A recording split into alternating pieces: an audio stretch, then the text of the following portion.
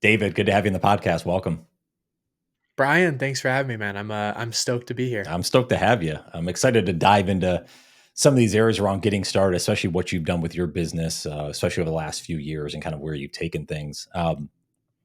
There's a few jump off points I was thinking of, but I thought it might be cool. I just saw this tweet you did recently, and I thought this is like perfect getting started. So, like, there's no reason to not start here. So, I'm going to read it quick. You said, a little over 3 years ago, I put in my 2 week notice and quit my consulting job. Everyone, including my own mom, thought I was crazy. And to be fair, I probably was. I had nothing to my name outside of a used Volkswagen Jetta, a few months of expenses saved up, and a best friend and my dog Text. All right, start me there. Tell me about 3 years ago ish, and where were you at in life? And then we'll jump into kind of the why. Yeah. I'll even go back because I think it'll paint the picture well. I love the college I went to. It was great, and to be fair, I equate a lot of the success I have today to it because they did great at teaching you how to think and thinking critically about what you wanted to do and really what you wanted out of life. Problem is, it worked a little too well on me, so I realized I did not want to be the formal 9 to 5. One, I wasn't very good. Any internship I had, I got some polite feedback at the end that it was essentially like, "Hey, we don't want you back." Um, or it was always, "Hey, I just don't think you're cut out for this. You work too quick, got too much going on, you're too high." Like whatever it was, I never seemed to fit in. So I started thinking critically about, okay, well, what do I want to do? And junior year, I decided that I wanted to make some money for whatever reason. I liked investing because I was a finance person. My career, if you look at it on paper, especially through college and resume and some of the jobs I took right after, I'm a finance guy through and through. Corporate finance, management consulting. In another life, I'm probably somewhere on Wall Street or a similarity of Yeah. it. But I realized that just wasn't for me. So I say all that, at that point in life, even junior year of college, up until whenever I actually stepped away from my final job, I think I was frustrated. I had all this smart stuff on paper. I was book smart, but I wasn't street smart. Um, but I certainly didn't want to do any of the book smart stuff. I was good at it, but it didn't do anything for me. It didn't move my needle, and it certainly didn't move the needle for the people that I was working with or for. So I say all that. That brings us right up to February of 21. Um, Even January of 21, I started getting some rumblings that my time might have been limited at the company that I was at. To be fair, that was totally on me. Um, I was waking up in the morning. I was posting on LinkedIn about my business. I was posting on LinkedIn in the middle of the day about my business. I was taking some client calls on my lunch break about my business. Quickly caught on that David was splitting time between the company and its responsibilities and Pneuma. And to be fair to them, doubt any of them would ever listen. I, for a while, was on my 6 to 9, my 9 to 5, and then my 5 to 9. 6 to 9 and 5 to 9 were always business. That in the middle of the day was always actual work. But I said all that, and I remember the day, it was like late January. I got an inbound lead, and I remember looking at it and was like, oh, man, if I can close that deal, I'll quit. Hmm. I said that. God held me to it. I got on a sales call. Guy loved us.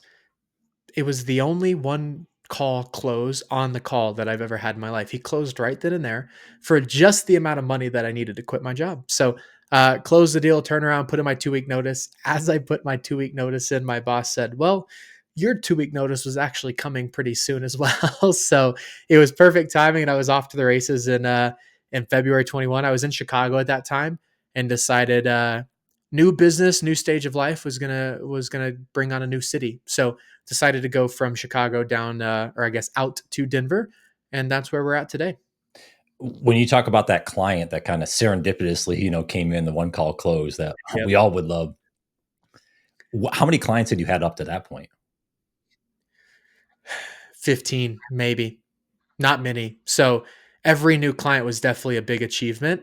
But every new client, we were still at such a stage that every new client meant that I could take a deep breath for at least a day and go right back at it again tomorrow. We didn't have a lot of, cash in the bank or reserves to really push forward. So this was the first client that gave me really 3 months of runway. And to me, at that age, 3 months of runway was like an eternity. I could figure out a lot in 90 days. And that's really what started the process. I think without that client, I don't know if we'd be chatting. I'm sure I would have tried the business thing in some regard, but um, a lot of business success comes down to the situations you put yourself into. And you've probably heard the phrase, make your own luck. Mhm. Whether you make it or not, luck is involved. And for me, it was definitely that one client, right timing, right place, right time. Luck was certainly involved. Yeah. Well, it's always the quote. I don't know who framed it. I remember a Gary Player or someone else, golf wise, I heard it, but the harder you work, the luckier you get type thing. Yep. And I think there's a lot of merit to that because, yeah, you don't know if it's really luck, quote unquote. I'm sure there is. But if you never got to that situation, as you say, that opportunity, there's no chance for the luck. So you have to put yourself in those situations and you hope for the best. Hope for the best. And if not, it's you end up doing a similar process all over again. I think that is I love that quote because whether it's luck or not, consistently working at something is going to yield results. Maybe it's today, maybe it's tomorrow, but I always equate it. I like analogies, but you have a cup of LaCroix or a can of LaCroix, right? If I wanted to refill that for whatever reason, I was just going drop by drop, one drop isn't going to make it overflow. The second drop also isn't going to make it overflow. But I don't know, the thousandth drop, it might overflow. It wasn't that drop that made it overflow, though. It was all of the drops together. And I think that's the biggest thing when it comes to business, especially me getting started with Pneuma. How many drops could I put in the can each and every day? I, they were going to add up. I had such faith that it was going to work out at some point. But, I think one thing that people always struggle with, I struggled with as well and got over it pretty quickly. You put a time horizon on your ability to have success. Some people will quit. Okay, I need $1 million business in 3 months. And I quit and I was like, I'm going to have fun tomorrow. Great. Check that off. I'm going to do it again. I'm going to have fun the next day. And it's still a lot of what I would even say bring into the work environment today. Man, like I just want to have fun. The rest of this is going to come back and it's grown. Have fun, do well by clients, deliver good work, but for us, it's just the business has come, which is good. But making sure we're putting drops in that can each and every day has really been one of the secrets to us as we've continued to grow the business. Yeah, I love that. Well, and even what you mentioned with this client call that, really changed the game for you, those 15. And the reason I asked that is like those 15, you have stories from those clients, things that you did. I'm sure those came up on that call, or at least you had experience that you could share that helped close that call. And if you don't have those, that doesn't happen, maybe. I'm 99.9% sure that lead came through by our portfolio on the site for somebody else's work that they saw. So again, each of those clients was a drop in the can. The 15th is what made it overflow, but couldn't have done it without the 14th, 13th, 12th, and so on. So yeah, I mean, the feeling in some of those days is what on earth am I doing? Because with my job was on track for raises. This was one that I was actually, I think, okay at if I would have given it all the effort. I don't think they were pleased that I was moonlighting, but it was a great job. Yeah. Crazy to give up a great job, and especially in the midst of COVID, Mhm. to go start a business. And people looked at me like I had four eyes, and again, I might have had four eyes, but it was just the willingness to figure it out and get as many drops in the bucket as quickly as possible. Let's go back just a little bit further behind from 2021. Like, when did the actual idea? Because the thing I'm curious about is you said I have finance, like I would have been on Wall Street. Well, your business is not like you're running a finance business, right? So Not even that's close. what yeah. So give me an idea of like the inception point. Why this business, and like when did the idea actually start? Yeah, junior year of college, I think things started to change. Again, I was frustrated. I wanted to do something different, but didn't know what different was. So, to me, I sat down the wealthiest people I knew, all happened to be business owners, and essentially asked them, "What do you hate about your business?" Well, sometimes I got finance, sometimes I got sales, sometimes I got ops. Everybody said marketing, though. It's like interesting. What do you hate about marketing? And you dig a little bit deeper, you dig a little bit deeper, a little bit deeper, and it turns out they all hated their websites. They all had issues, they all had opportunities. But I sat them down specifically because I was like, okay, these people have cash. What can I do to earn some of that cash just to put in my pocket and continue to build my life? Like, what really, what's the value exchange that I can do? I was like, let's find what they absolutely hate doing and just focus on that. Well, it was websites. So we started managing and building websites. That started in junior year. I had built probably 5, 6 websites in college in between classes. There's a great story about me missing a class and failing something. The professor finding out that I missed it for a client call, which he was like, "You don't have clients," and then failed me for participation in the class as well. He wasn't a big fan, I don't think, but it goes all the way back to there. I sat people down, but with the finance background, most marketing agencies are created by the person who's really good at the thing. Think of a graphic design agency or a brand agency. It's always the guy or the gal who can crush the service. They're like, I don't want to work for a boss anymore. I'm just going to do it myself. That creates a lot of advantages. You do not have to worry about product. But instead of just worrying about the product, you have to worry about the rest of the business. I loved the rest of the business. I loved the management, the ops, the logistics, the finance, the HR. I had no idea how to build a good product, but I knew how to figure out what was valuable to customers and try and link it together. In many ways, we created an agency that was very different than everybody else. I could not save the day. I could not really build a website. I can't certainly do SEO. I don't know how to do Google Ads. Mm-hmm. The more we've grown, the less I know about the intricacies of our service. That means we have to find really smart people, trust them, and lean into them as we grow. So, really, that's where I started. And I figured if I can find a pain point that's deep enough, I can put together the team, I can put together the product and solution and grow it. So, I was moonlighting that job, doing a website every once in a while for anybody who came my way. And it started to pick up steam right whenever I graduated, and it really picked up steam once I took that last job. It really started to overlap, and I started to ask the question of what am I doing at this job? Right, cool job, but this other thing's growing a lot quicker. It's actually making me more than my salary.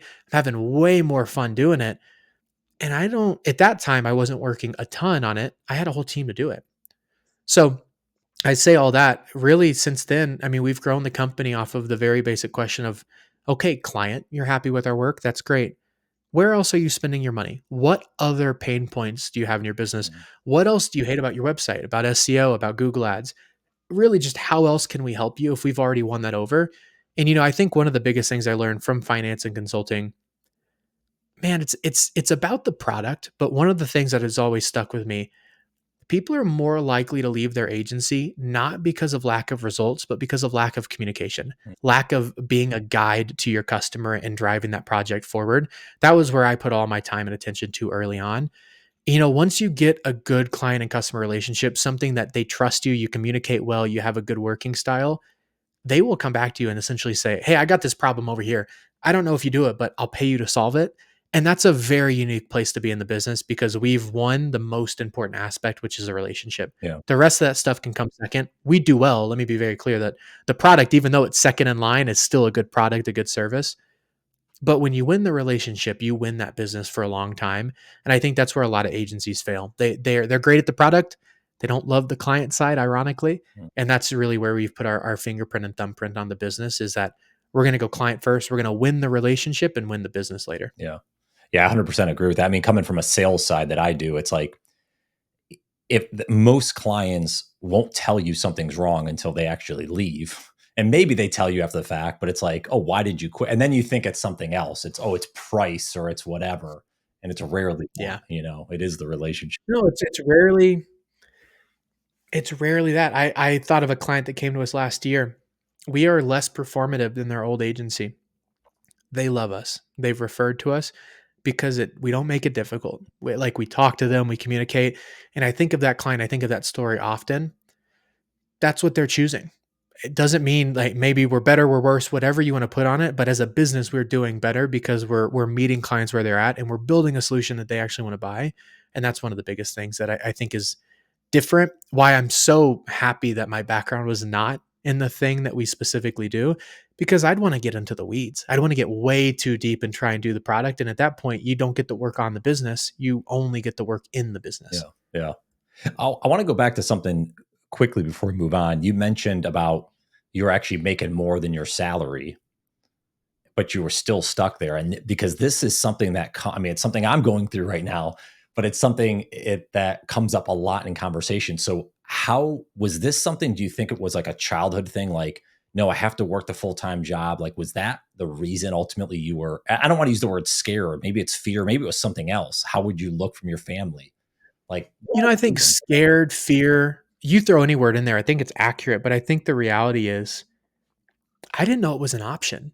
And that seems odd for me to say now, and you might look at me like, "What do you mean? It's entrepreneurship's obviously an option." But I think when you're in that moment, it's like, am I actually the person to go start a business? I mean, I see other people start businesses. I'm working for a business that someone started, right? But you never bring it all the way back to, well, is that me? Am I the person to go and start that business, right? Mhm. And I think those 9 months, it took me 9 months to figure out that I was the person to go start the business. Not from an ego side of things, not as a pat on the back, but that's my personality. I was telling somebody today who's running a business as well. She's fantastic at what she does, but like there are some things that she didn't want to do in the business because it just didn't excite her. And I'm a big believer that you serve your business doesn't serve you. And as you think about really just like my background, my story, like trying to serve the business, for me, it was, I have an opportunity in front of me to just serve people, serve clients, build a business in a way that I can serve. Maybe that's what the business needs. Maybe the business needs me to step in and serve it more, take this full time as well. So there's definitely some fear. Now I remember the first day off, I was like, I don't know what to do. What do I just cold call people? Like what am I actually supposed to be doing here? Which I did cold call a little bit. It didn't work very well. But yeah, I mean, I could go on and on, but I think that's the biggest thing. It was fear. It was the scared, but it took me a while to get over the mental hump of like, okay, well, somebody has to go start the business because I'm working at one. My friends work at businesses that were clearly started by someone. Why not me? Why not take a chance at this and figure out what happens? And there's money considerations of, okay, what do I actually need to have on the sidelines to be safe to do this? But and the biggest thing was the mental hurdle, identifying as somebody that could go start a business. And once I finally accepted that, I was off to the races. Mm. Was that just a time thing? It just took time for you personally, or were there things that you actively practiced to, I guess, accelerate's probably the wrong word, but like to get over that mental hurdle? Were there things you did, people you talked to, anything? I'm trying to think of if there's something people can glean from that, how they get over their mental hurdle. People I talked to. And what I did, I went back to a lot of the wealthy business owners I talked to at the beginning. I was like, all right, at some point you started this business. What did that feel like? And they were all like, yeah, chaotic, nuts. I thought I was crazy. Everybody thought I was crazy. I started to realize that like some of the ways I was feeling about the business were normal. Everybody went through that. It's not like you wake up and you're like, I'm going to go start a business today and you're like in it. No, there's a good 6, 12, 18 months. What, I'm 3 years into it and there's still self doubt around, is this actually what I need to be doing? Mm. I think that's normal. I think that's the joy of being the owner, the founder, the CEO, right? But in those moments, I like talking to other people and hearing their stories, which is why I liked your podcast idea of how can we wrap around and show people what it's actually like to start a business, jump into the deep end and go and get started with something. As I talked to more people and I realized that I wasn't a special case, being worried and nervous and trying to figure out what personal finances look like and cut finances from here. And like, what happens if I don't get business? And what happens if I quit and everybody quits on me at the other business? Those were all normal thoughts. And I was like, you know what? If they're all normal thoughts and I'm talking to people that made it out the other side, I might as well give it a shot. And I think that was the biggest thing of realizing I wasn't in the void. These were not things that were unique to me. They were only unique to the situation. There was a lot of people that have been there and done that. And every single one says, I wish I wouldn't worried that much.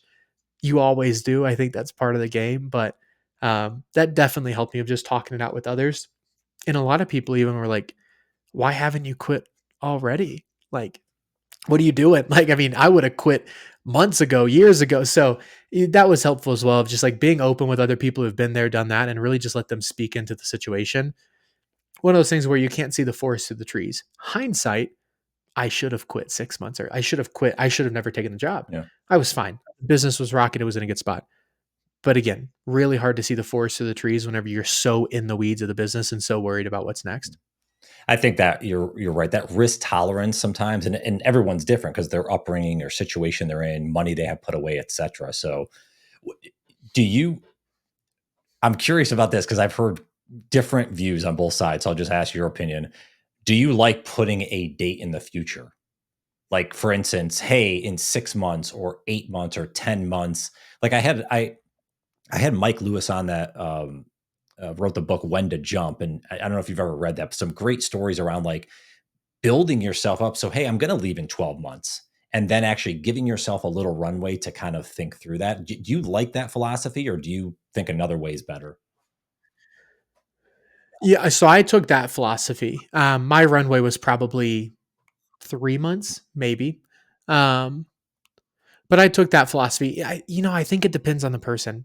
Um, I really think it depends on the person. For someone like me, I'm a finance guy, so I'm definitely like overly logical. I love to plan things. I'm type A through and through.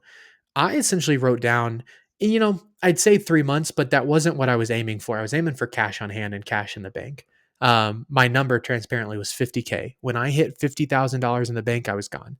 This is why one mentor of mine called me crazy because he's like, dude, I quit with 2 grand. I was like, yeah, I get that. But like my risk tolerance is different. And I think that's fine. Knowing where you land on that though is important. So 50K to me was a year of living expenses and then some. I was like, look, that gives me 18 months, 12 months to figure this out. If I can't figure it out in 12 to 18 months, maybe it's not for me. And that's fine. Mhm. But there's only one chance for me to go sin this, and I'm going to do it right now. So for me, it was really finding that 50K. I think when I set that down, I was probably mid 20s, I think. So I was coming up with another 25K in profit. And I worked nonstop. I cut expenses out of my life. I didn't go to Starbucks for 3 months. That didn't save me anything. Right. I was selling shoes, clothes, it literally got down to me, a dog, a Volkswagen Jetta, and my entire life could fit in a very tiny Volkswagen Jetta. That was it. That's all I had. Used mattress. I was selling and flipping everything.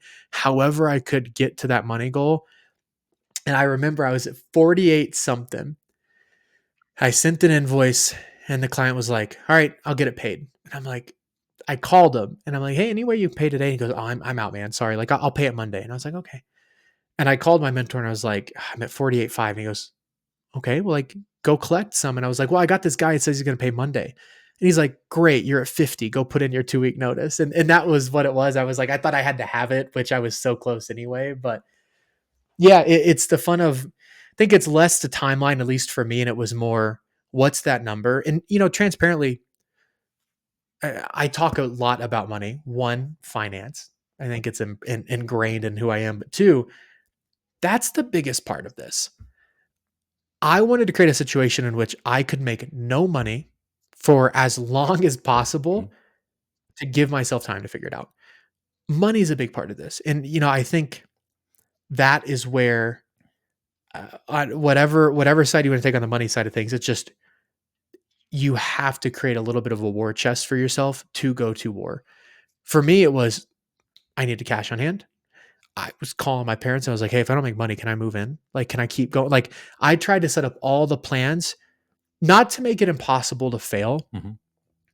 but to know that if I did fail, maybe that just wasn't the right time, the right idea, the right product. I wanted to give myself more than enough time to vet that out.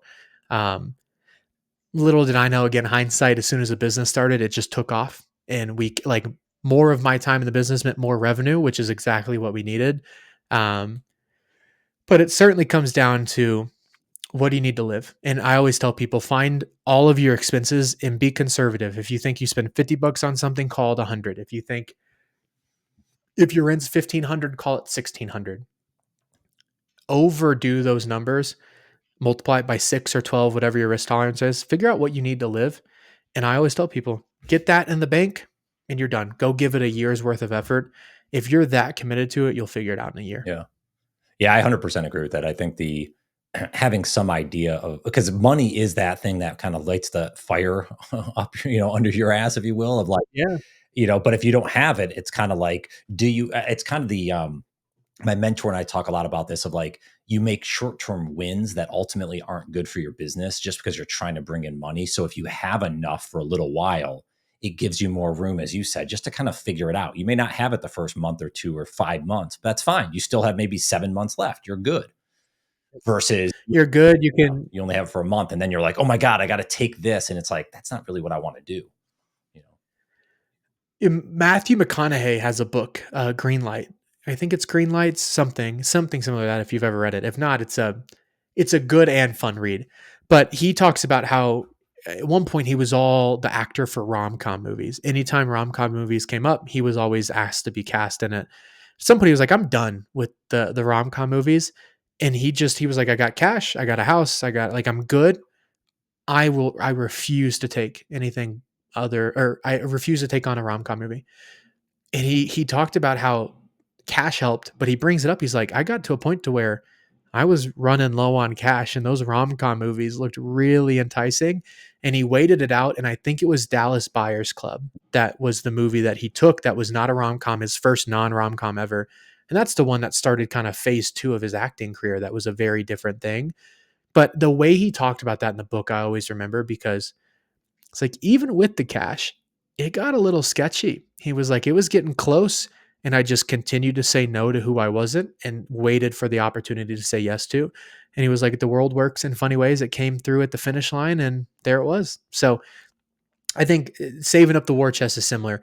You have to give yourself the ability to say no, say yes to the right things, but you got to give things time to work. And that's where I started. I think we give ourselves false time horizons on a lot of this stuff. Yeah. I gave myself a full year, 18 months. And if I wasn't figured it out by then, I'd go back because, again, management consulting, and this is the part that I always love talking about as well. If you quit a job and go start a business, even if it's a failure, I promise you, when the resume lands on somebody's desk and you go back to a business, you were at the top of that sheet. They might ask why, what happened, but I've hired a lot of ex business owners that were just like, it wasn't me. And I can tell you one thing is that they are top performers on our team. Mhm. They don't want to run the business, but they understand the ask, they understand the business. That was always my fallback as well. Well, if this doesn't work out, I'm a well vetted candidate and far above anybody else my age that has this experience under my belt. I'll be fine. Yeah. And you moved right on. And being on the other side of that now, if you're in a business and you're looking for a new job, again, I'm going to ask why because it's curious. Maybe something happened and that's fine, but you're certainly going to go to the top of the Yeah. list. And you've shaken that out of your system maybe. So that, like, I want to start a business now. It's like, okay, I'm good. Yeah. So you get, I'm good. Yeah, you like I try. the downside is you get another job. Yeah. You have a job currently, so I don't know, it seems like you're doing fine, get another one after if it doesn't work. The upside, man, it could be whatever you want it to be, which I think is the cool thing of name me another opportunity in life where there's no downside and a lot of upside. And no downside, to be fair, isn't always accurate. For someone like me that was just starting a client services businesses, Mhm. my downside was I wasn't gonna have a job and maybe reduced income, but I could go get another one after. Okay. The upside is, man, I get to do all this fun stuff now. That upside's well worth it. Yeah. Well, one thing too, I want to make sure I highlight because you mentioned it earlier about like the 6 to 9 and then the 5 to 9 or whatever. I think Yeah. something too, and I mean, obviously, as we're saying, like, don't go quick tomorrow. Have some sort of plan. Have a little bit of idea, like, okay, I'm going to have this. Maybe it's a dollar amount. But I think the other thing as well is if you can't put minimum of an hour a day, and maybe that ends up being, you work 3 hours every couple days or whatever, depending on your schedule. Yeah. But if you can't work a handful of hours a week on a business in the background, how do you expect to do it full time? So I think that's something as folks listen are vetting through is like, if you can't even try to do it on the side, It's not going to work not out going on to the work. backside. I've talked to a lot of friends that want to start a business that have a 9 to 5, and I'm like, okay, here's my challenge to you for a month. Spend your 5 to 9 reading, writing, posting content, building something, figuring out what you want to build. Some have gone through that month. Not that this is a perfect challenge, but some have gone through that month, and I'm like, you got it. Like you're dedicated enough to this. Some burn out in day 3. That's fine. But I definitely agree. I was finding every ounce I could. Saturdays, in a very odd way, they were called Sinatra Saturdays, is what I coined it with me and a roommate. Saturdays, I would wake up, only play Frank Sinatra for whatever reason, and I'd work for 8 hours. Mhm, That was where I got a lot of my work done. mhm. Um, you find time. If you really want to start the business, you'll carve out time in your day for sure. Yeah. Well, I even have a lot of people just even doing the podcast and writing. I've written a few children's books and stuff. This came up the other day. I was doing some mentorship for a business here in town, and they're like, "Brian, I'm so impressed. Like, how do you do all this stuff outside of your sales role and stuff?" I said, I don't watch a lot of sports. I don't do other, like, I love doing this. And so I find time for it. Like, to your point, it's on Yeah. Saturdays or Sundays. Like, I'm in a unique position because I have my son every other week. So I almost work like a sprint, like a 2 week sprint. The weeks I have them, it's a little different. Yeah. The weeks I don't, it's full throttle working, stuff like that. So it just, everyone's schedule's different, but you have to figure out what works for you. And I think that's the big thing is like, stop looking at everyone else and saying, oh, that's how their schedule is, I'm going to do it. No, what works for you? What days are best? What hours of the day? Maybe they're not 5 to 9. Maybe they're, whatever, 9 to 12 at night. Yeah, whatever it is. Yeah. Yeah. So I think that's the thing is like, you can hear a lot of excuses of like, I don't have the time he has or she's doing it differently. Who cares? Stop making excuses and go try it and then see what happens. And go try it. This is one thing, my least favorite thing that people say is, "Oh, I'm just too busy." Mhm.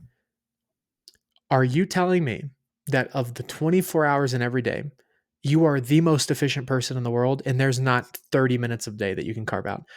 And, the thing it's tough love.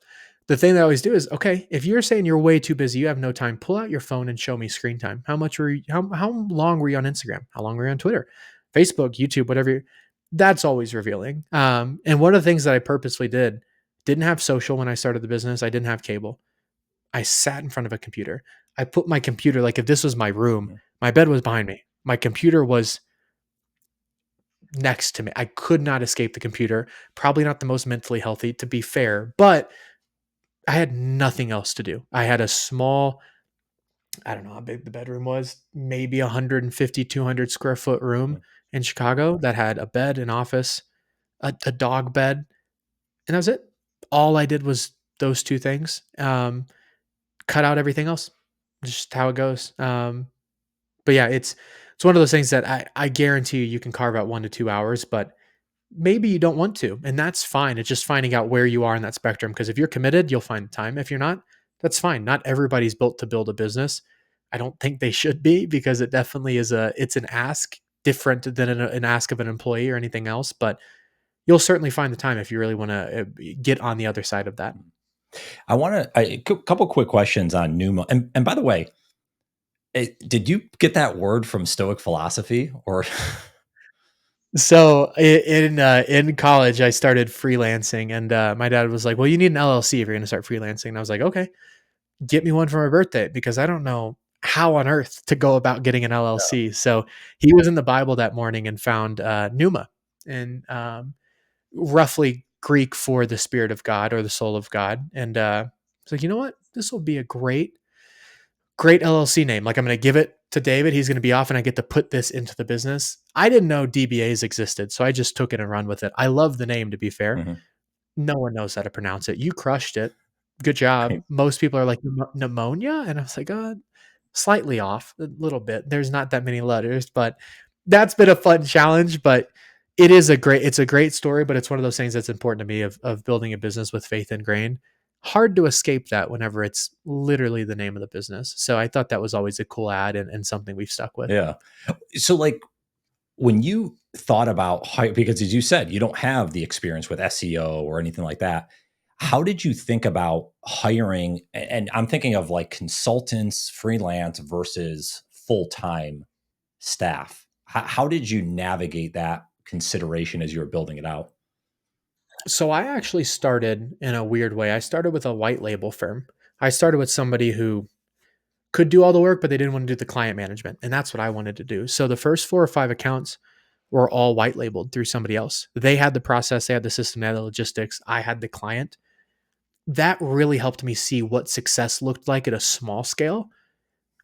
And then I started hiring against that. So, and quite frankly, maybe I should, maybe I shouldn't have. I told them all, hey, I'm literally coming to get your process. I'm going to start a bigger firm. The ones that I ended up working with are totally fine with that. And that was it. They were like, okay, here's how we do it. Take it, run with it. And that's really what we did. So I definitely found somebody to show me what success looked like, watched it happen for long enough, and started putting my pieces into place. Mhm. Did you ever consider like because you have all full-time employees right now? Are, mo- Come again? are, You broke up. are they full-time employees right now? Most of the staff. Yeah. So we have a total of 30, 34. Okay. Had you considered going like the consultant route and just kind of having the freelancers for certain business and just have a few employees? Like, I'm just curious because I know that comes up a lot of like, when do I hire my first folks? When do do I use Yeah. VAs a lot? And then, So we definitely started with a lot of overseas talent. But I would say it wasn't overseas talent on purpose. It was overseas talent because I thought that they were better at the role.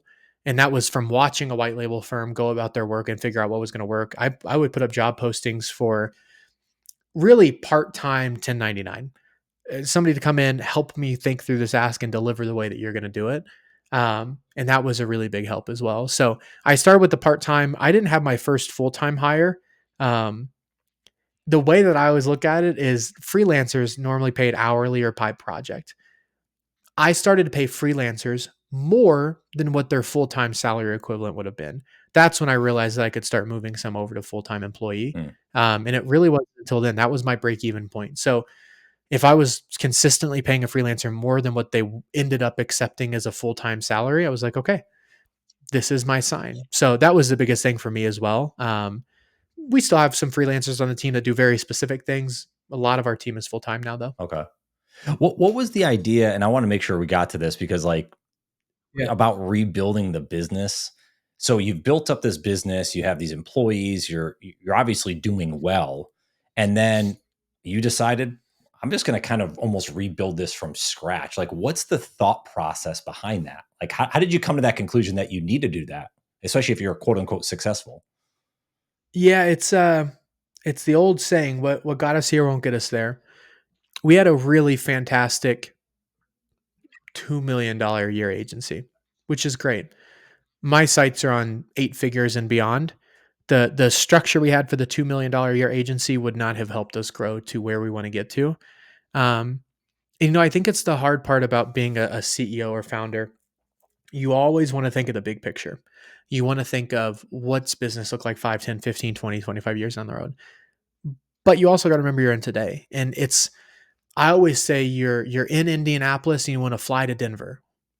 That's easy. I'm going to fly to Denver, but the flight plan, how to get there, the steps you need to take. Sometimes you're at higher elevation, lower elevation. There's things that happen in the middle.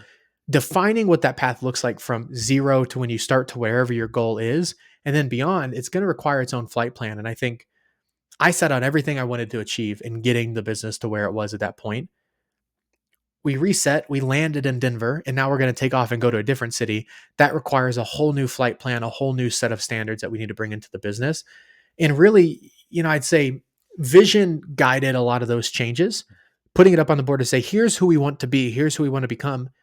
What needs to happen to move us closer to this? And we started to identify certain themes and opportunities in the business that we could tear down, rebuild, and reset expectations on moving forward that would take us to where we're at, to where we want to be a whole lot quicker. Was it a like a systems and process thing? Was it a people like we don't have the right staff in these areas? Maybe it's both, obviously, but I'm just kind of thinking. Little bit of everything, yeah. So when I say start with vision, the way that I would frame it is that we were a productized agency. You could buy SEO off the shelf and input it into your business. That's great.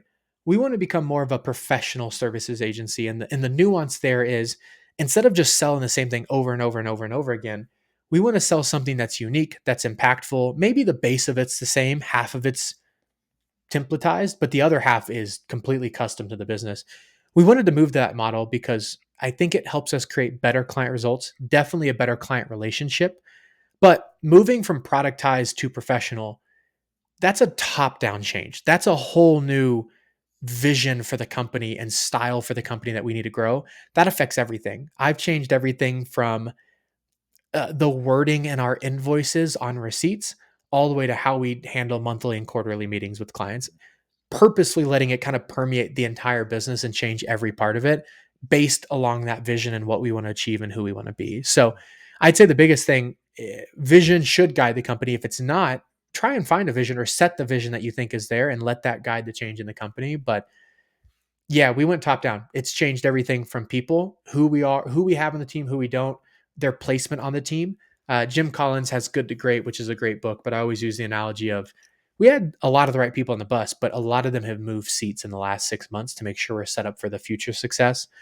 Again, all the way down to the small things like Slack automations, the tools we use, really trying to embody the change from productized to professional and really asking ourselves, is this system process part of the business more representative of a productized agency or a professional services agency? If it isn't, what needs to change to get us to more fit that style of business that we want to embody?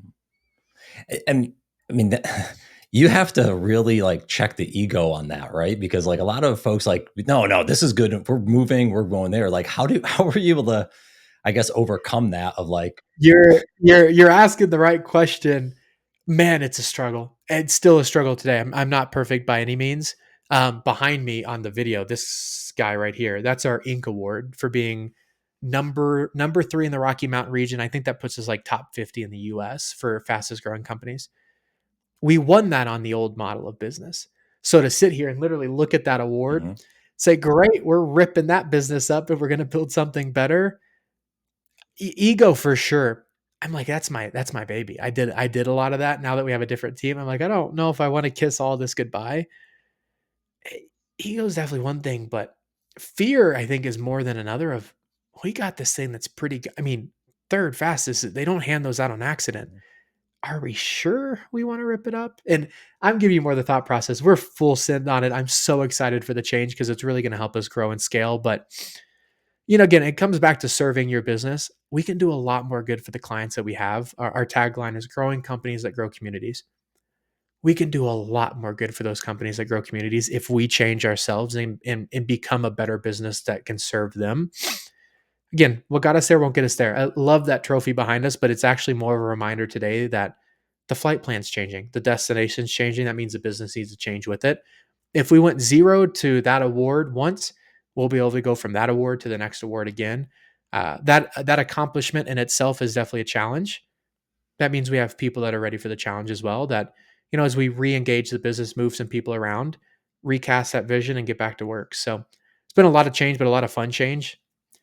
Again, it's another one of those situations where everybody looks at me and they're like, "You have 4 eyes again, and maybe 6." And I'm like, "You know what? This just feels right. I'm going to lean into it and we're going to make it yeah. happen." Well, it's the whole like the just get started philosophy. A lot of times it's everyone thinks about the starting, but it's actually the restarting and the reinventing yourself actually is Over and over and over. yeah, just as important, right? We start at different times. So let's end on this. I'm kind of just curious. Yeah, obviously you have a lot of rich experience, especially being in the thick of it, even building right now. Someone's starting, and whether they're starting their business, the first day is today, or during this period of like, hey, I'm thinking of leaving and I'm ready to kind of do it full time. Any advice you'd share to them? Anything that off the top of your head? Obviously, you talk about money a little bit, but anything else you'd think about that would be valuable for them today? Maybe it's a challenge, maybe it's a question to ask themselves. Anything you'd share as a lasting impression? When you go buy a this is I love analogies, so hear me out, but when you go buy a car, a pair of jeans, you name it, you typically try it on. You take it for a test drive. You make sure you like it before you go all in. Um, One of the most important things that I think I did, and we haven't talked about, before I went all in on the business, a few of those wealthy business owners that I always mention, they also ran agencies. They did exactly what I wanted to do, maybe different size, different scale, whatever. I didn't just call them and ask them if it's a good business to run. I called them and said, "Can I spend a week with you?" Took PTO from work, shadowed them for a week, saw how the business worked, tried on the pair of jeans before I actually walked out of the store with them. Um, I think that's the biggest thing. Perception is not always reality. Instagram definitely doesn't help with this, but we see someone run a business and we're like, "Oh man, that is so, I cannot wait to do that." And then you do it and you're like, "Oh, this is not what this perception does not meet reality." And I think one of the things for me is that I sat in those environments and watched people do the work that I wanted to do with my company, and it got me fired up. It got me excited. It's like this is exactly what I want to do. So I'd say that's the biggest thing. Money's important. Tracking the finances, knowing where you're going to go, knowing getting some clients, all of that stuff's important. But find out and figure out if you actually are going to enjoy what you're going to do. Find someone who's 3, 4, 5 years ahead of you and not only call them and ask for advice, but spend time with them. Go to their office, figure out how they work, talk to their employees. And if you have the right person that you're talking to, they're going to be willing to do that. I've had a few that are like, "I want to start an SEO agency. What do you think?" Like, come spend a day with me. I'll show you everything I do, give you the insight. Go talk to this person, that person. Business is definitely not as cutthroat as I think people make it seem. But that would be my biggest piece of advice. Try it on before you buy it, test it before you go all out. go talk to somebody and shadow somebody even that's running the business that you want to be a part of or you want to run similarly, and just soak it in. See if that's actually something you want to do. Mhm. Yeah, I love that. I think getting a chance to test it or try it out, I love that advice because yeah, most folks just go into it blind. You know, that advice could probably apply to kids like leaving college. You're like, oh, I'm going to be a lawyer. Well, have you Are worked you at a sure? law firm? I wanted to be an actuarial scientist Yeah, and I shadowed one and it was not for me. And I was very grateful. And actually, I still tell that guy, thank you. I was like, you took an hour out of your day to show me exactly what your life looked like. And I realized it was not for me. yeah, The more that you can do that, the better. And again, to your point, in all areas of life. yeah. Hey, this has been a pleasure, man. I appreciate you coming on. I always feel like we have these conversations and it skims the surface when we get to the end. I'm like, we could go, so much here, but I appreciate coming on. Where can everyone check you out online? Where do you spend time when you're on the Yeah. socials? First off, man, thanks for having me. I love sharing the story, but this is always something I'm passionate about. That jumping off point, the starting point, and the restarting point are always they're life changing moments. The more I can share mine, hopefully, the more it encourages other people to make their own. But when I am on socials, you can find me on Twitter at D William Riggs. LinkedIn is also D William Riggs is the handle, but if you search for David W Riggs, you'll find me. And then the company website is pneumallc.co. And yeah, that's where we find it. We also have our own podcast called The Search Economy. Episode 1 dropped Monday. We have 7 in the queue, so I'm trying to work ahead a Congrats. bit. But I've yeah, it's all about if you're running a business or you know people that run a business, search economy is all about your customers are on offense. When they search for you, you should be finding them. So really talking about the intricacies of how search can help grow companies today. But again, your customers are on offense, and I think that's the biggest change. COVID advanced that, but I think it was always happening. People like to do their digging before they talk to you, and it's important to make sure you have that good online first impression. So yeah, if you're even interested in that, like I said, episode 1's live. I think more is coming. I know more is coming because I recorded them. I just don't know when. So well, good stuff, man. I'll link that up in the show notes and appreciate you coming on. Thanks so much. thanks for having me, man.